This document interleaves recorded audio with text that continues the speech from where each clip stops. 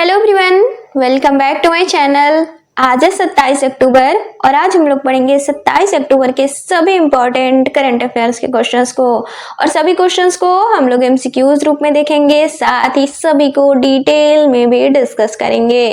तो चलिए स्टार्ट करते हैं आज का सेशन। तो आज का पहला सवाल है, निरस्त्रीकरण सप्ताह 2025 की अवधि क्या है? तो निरस्त्रीकरण सप्ताह 2025, तो दरअसल इसका आयोजन 24 से 30 अक्टूबर तक किया जा रहा है, यानी कि ये चल रहा है अभी। इसका मुख्य उद्देश्य है हथियार नियंत्रण, साथ ही अस्थिर हथियार व्यापार के प्रति जागरूकता बढ़ाना और साथ ही विज्ञान और प्रौद्योगिकी के विकास के सहयोग से हथियार नियंत्रण को सुनिश्चित करना। अब निरस्त्रीकरण सप्ताह, तो दरअसल साल 1978 में संयुक्त राष्ट्र महासभा द्वारा एक प्रस्ताव पारित किया गया था और इसके माध्यम से इस सप्ताह का आयोजन हर साल किया जाता है और हर साल 24 से 30 अक्टूबर तक इसका आयोजन किया जाता है। तो आंसर हो जाएगा ऑप्शन बी, 24 से 30 अक्टूबर। अगला सवाल है, हाल ही में किस शहर में रियल टाइम फ्लड फोरकास्टिंग एवं स्पेशल निर्णय समर्थन प्रणाली शुरू की गई है? तो दरअसल हाल ही में तमिलनाडु के शहर चेन्नई में बरसात एवं साथ ही बाढ़ से निपटने के लिए वास्तविक समय पूर्वानुमान और साथ ही स्थानिक निर्णय समर्थन प्रणाली लागू की गई है और ऐसा करने वाला चेन्नई भारत का पहला शहर बना है। और Tamil Nadu urban habitat development board, साथ ही तमिलनाडु डिजास्टर मैनेजमेंट अथॉरिटी और आईआईटी मद्रास द्वारा इस प्रणाली को विकसित किया गया है। इसका मुख्य उद्देश्य है चेन्नई साथ ही इसके आसपास के क्षेत्रों में बाढ़ की भविष्यवाणी, साथ ही निगरानी और प्रबंधन को रियल टाइम में सक्षम बनाना। तो आंसर हो जाएगा ऑप्शन ए, चेन्नई। अगला सवाल है, हाल ही में रक्षा मंत्री राजनाथ सिंह द्वारा शौर्य वन का उद्घाटन कहाँ किया गया है? तो दरअसल हाल ही में शौर्य वन का उद्घाटन उत्तर प्रदेश के शहर लखनऊ में किया गया है। किसके द्वारा? तो राजनाथ सिंह के द्वारा, जो कि वर्तमान में भारत के रक्षा मंत्री हैं। अब शौर्य वन, तो दरअसल ये 30 एकड़ भूमि क्षेत्र में फैला होगा और वर्तमान में यहाँ पे 20,000 से ज्यादा पौधे लगाए भी जा चुके हैं। उसका मुख्य उद्देश्य है पर्यावरण संरक्षण, साथ ही सैन्य और नागरिक समुदाय के बीच समन्वय स्थापित करना। तो आंसर हो जाएगा ऑप्शन बी, लखनऊ। अगला सवाल है, केरल में बनाया जाने वाला प्रथम समुद्र तल सुरंग किन दो स्थानों को जोड़ेगा? तो दरअसल हाल ही में केरल सरकार द्वारा प्रस्ताव दिया गया है कि राज्य में वाइपिन आइसलैंड और फोर्ट कोच्चि के बीच समुद्र तल सड़क सुरंग निर्मित किया जाए, जैसे कि Kerala rail development corporation limited द्वारा विकसित किया जाएगा। इस पे लागत कितनी आएगी? तो 2,672 करोड़ रुपए। इसकी कुल लंबाई रहेगी 2.75 किलोमीटर और समुद्र तल से सुरंग की इसकी गहराई रहेगी 35 मीटर। इसका मुख्य उद्देश्य है वाइपिन और साथ ही फोर्ट कोच्चि के बीच यात्रा समय और दूरी को कम करना, जिससे कि यात्री और माल वाहन भी लाभान्वित होंगे। तो आंसर हो जाएगा ऑप्शन बी, वाइपिन और फोर्ट कोच्चि। अगला सवाल है, एशियाई युवा खेल 2025 का आयोजन कहाँ किया जा रहा है? तो एशियाई युवा खेल 2025, तो दरअसल इसका आयोजन 22 अक्टूबर से किया जा रहा है और यह 31 अक्टूबर तक चलेगा। कहाँ पे? तो बहरीन के मनामा शहर में। बहरीन की राजधानी है मनामा यहाँ पे। और इसमें खेल खेले जा रहे हैं 26, इसमें भागीदारी शामिल है 45 देशों की और इसके अलावा ई स्पोर्ट्स को पहली बार इसमें पदक खेल के तौर पे भी शामिल किया गया है और इसके लिए आयु सीमा है 14 से 18 वर्ष। अब एशियाई युवा खेल, तो दरअसल यह एशियन गेम्स का एक युवा संस्करण है और इसकी शुरुआत की गई थी साल 2009 में, जो कि सिंगापुर में पहली बार यह आयोजित किया गया था और एशियाई ओलंपिक परिषद द्वारा इसका आयोजन करवाया जाता है। इसका मुख्य उद्देश्य है युवा खिलाड़ियों को अंतर्राष्ट्रीय स्तर के खेलों के लिए तैयार करना। तो आंसर हो जाएगा ऑप्शन ए, बहरीन। अगला सवाल है, हाल ही में भारत तिब्बत सीमा पुलिस बल का कौन सा स्थापना दिवस मनाया गया है? तो दरअसल हाल ही में आईटीबीपी का 64वां स्थापना दिवस मनाया गया है। कब? तो 24 अक्टूबर को।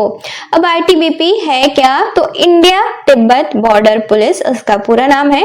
केंद्रीय सशस्त्र पुलिस बलों में से यह एक है और इसकी स्थापना 24 अक्टूबर साल 1962 को की गई थी, जो कि भारत और चाइना के युद्ध के बाद की गई थी। इसका मुख्य उद्देश्य है भारत तिब्बत सीमा की सुरक्षा करना और इसका मुख्यालय नई दिल्ली में है।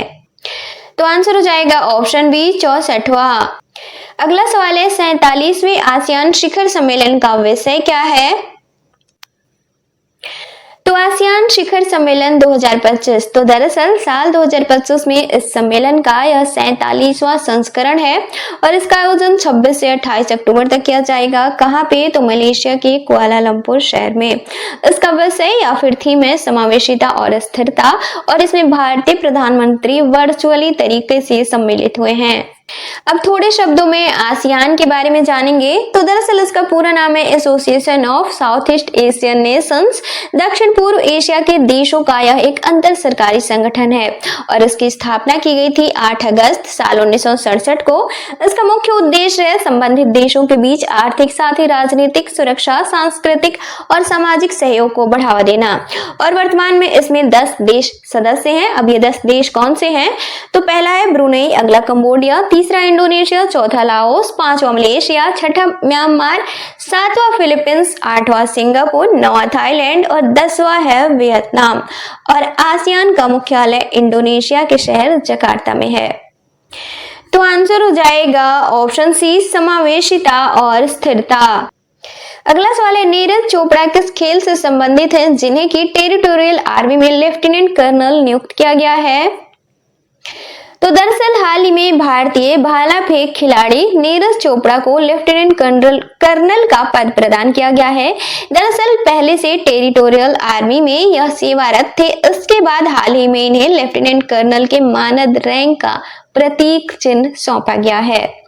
अब नीरज चोपड़ा, इनके बारे में हम थोड़ा और जानेंगे। तो दरअसल ये भारतीय भाला फेंक खिलाड़ी हैं और साल 2020 के टोक्यो ओलंपिक में जिसका की आयोजन 2021 में किया था, इसमें इन्होंने स्वर्ण पदक जीता था और पानीपत हरियाणा के मूल निवासी हैं। इसके अलावा साल 2023 में विश्व एथलेटिक्स चैंपियनशिप में भी इन्होंने स्वर्ण पदक जीता था। इसके अलावा 2024 में पेरिस ओलंपिक में भी इन्होंने रजत पदक जीता था। और अभी तक इनका सर्वश्रेष्ठ प्रदर्शन देखा जाए तो 90.23 मीटर दूर भाला फेंकने का इनका सर्वश्रेष्ठ प्रदर्शन है अभी वर्तमान 2025 तक। इसके अलावा इन्हें कुछ अन्य सम्मान भी पहले मिल चुके हैं। ये कौन से हैं? तो भारत के चौथे सर्वोच्च नागरिक सम्मान पद्मश्री से भी इन्हें सम्मानित किया जा चुका है। इसके अलावा मेजर ध्यानचंद खेल रत्न अवार्ड से, साथ ही अर्जुन अवार्ड से, इसके अलावा परम विशिष्ट सेवा पदक से और साथ ही विशिष्ट सेवा पदक से भी सम्मानित किए जा चुके हैं। तो आंसर हो जाएगा ऑप्शन डी, भाला फेंक। अगला सवाल है खबरों में रहे पीयूष पांडे किस वर्ष पद्मश्री से सम्मानित किए गए थे? तो दरअसल पीयूष पांडे विज्ञापन क्षेत्र से संबंधित थे। हाल ही में इनका निधन हो गया है। इन्होंने साल 2014 में संसदीय चुनाव का स्लोगन जो था अब की बार मोदी सरकार, ये भी लिखा था इन्होंने। इसके अलावा अन्य कौन से थे? तो एशियन पेंट्स का हर घर कुछ कहता है। इसके अलावा फेविकोल का जोड़ है टूटेगा नहीं। इसके अलावा कैडबरी चॉकलेट असली स्वाद जिंदगी का, ये सारे स्लोगन इनके द्वारा लिखे गए थे। इसके अलावा इन्हें कुछ सम्मान मिले थे जिनमें कि सबसे प्रमुख है साल 2016 में इन्हें भारत के चौथे सर्वोच्च नागरिक सम्मान पद्मश्री से सम्मानित किया गया था। इसके अलावा साल 2004 में कांस लैंस जूरी की अध्यक्षता करने वाले पहले एशियाई भी बने थे। इसके अलावा साल 2024 में लंदन इंटरनेशनल अवार्ड्स में लेजेंड अवार्ड से भी इन्हें सम्मानित किया गया था। तो आंसर हो जाएगा ऑप्शन सी, साल 2016। अगला सवाल है हाल ही में लॉन्च किया गया civil military fusion is a metric of national power and comprehensive नामक पुस्तक किसके द्वारा लिखी गई है? तो दरअसल हाल ही में एक पुस्तक लॉन्च की गई है civil military fusion as a metric of national power and comprehensive. इसे किसके द्वारा लिखा गया है? तो राज शुक्ला के द्वारा, जो कि सेवानिवृत्त लेफ्टिनेंट जनरल हैं। और इस पुस्तक में सशस्त्र बलों, साथ ही नागरिक उद्योग, अकादमिक संस्थानों और रक्षा प्रौद्योगिकी के बीच एकीकरण की आवश्यकता को दर्शाया गया है। तो आंसर हो जाएगा ऑप्शन बी, राज शुक्ला। अब कल के क्वेश्चंस का रिवीजन करेंगे। तो कल संडे था और संडे को हम लोग पूरे 1 वीक से बनने वाले करंट अफेयर्स के सभी इंपॉर्टेंट क्वेश्चंस का रिवीजन करते हैं।